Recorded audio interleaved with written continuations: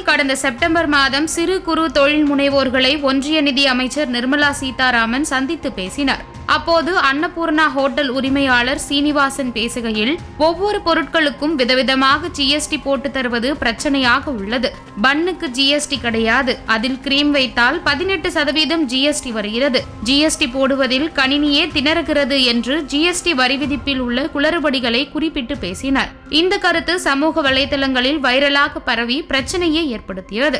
ஒன்றிய அமைச்சரையே சீனிவாசன் அவமதித்து விட்டதாகவும் அவர் மன்னிப்பு கேட்க வேண்டும் என்றும் பாஜகவினர் மிரட்டல் விடுத்ததை தொடர்ந்து சீனிவாசனும் ஒன்றிய நிதி அமைச்சர் நிர்மலா சீதாராமனிடம் மன்னிப்பு கேட்பது போன்ற வீடியோ வெளியாகி பரபரப்பை ஏற்படுத்தியது. இந்த நிலையில் கடந்த வாரம் ஒன்றிய நிதியமைச்சர் நிர்மலா சீதாராமன் தலைமையில் நடந்த ஜிஎஸ்டி கவுன்சில் கூட்டத்தில் பாப்கார்னுக்கான வரியை 5 முதல் 18% வரை விதிக்க முடிவு செய்யப்பட்டுள்ளது. இதன்படி சாதாரண உப்பு மற்றும் மசாலா பொருட்களால் தயாரிக்கப்படும் பாப்கார்ன் பொட்டலம் மற்றும் லேபிள் இல்லாத பட்சத்தில் 5% ஜிஎஸ்டி விதிக்கப்படும். பொட்டலம் மற்றும் லேபிள் செய்யப்பட்டிருந்தால் இந்த விகிதம் 12% இருக்கும். கேரமல் போன்ற சர்க்கரையால் தயாரிக்கப்படும் பாப்கார்னுக்கு 18% ஜிஎஸ்டி விதிக்கப்படும் என்று தெரிவிக்கப்பட்டுள்ளது. திரைப்படம் பார்க்க தியேட்டர்களுக்கு செல்லும் பொதுமக்களுக்கு ஏற்கனவே கேண்டீன் மற்றும் பார்க்கிங் கட்டணங்கள் அதிகமாக இருக்கும் சூழலில் பாப்கார்னுக்கு விதவிதமான வரி பிடித்தம் செய்யும் போக்கு பொதுமக்களிடையே கொந்தளிப்பை ஏற்படுத்தியுள்ளது. இந்த நிலையில் இந்திய ஸ்டார்ட் அப் நிறுவனர் ஒருவரின் சமூக வலைதள பதிவு தற்போது வைரலாகி வருகிறது.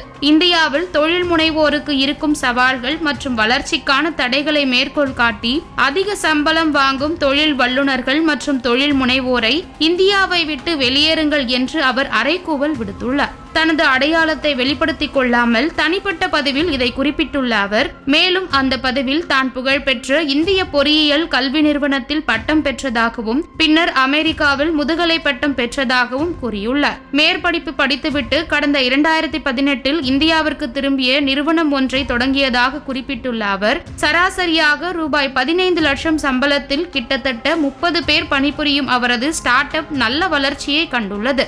ஆனால் நாட்டில் இருக்கும் முட்டாள்தனமான விதிமுறைகள் இங்கு புதுமைகளை தடுக்கின்றன.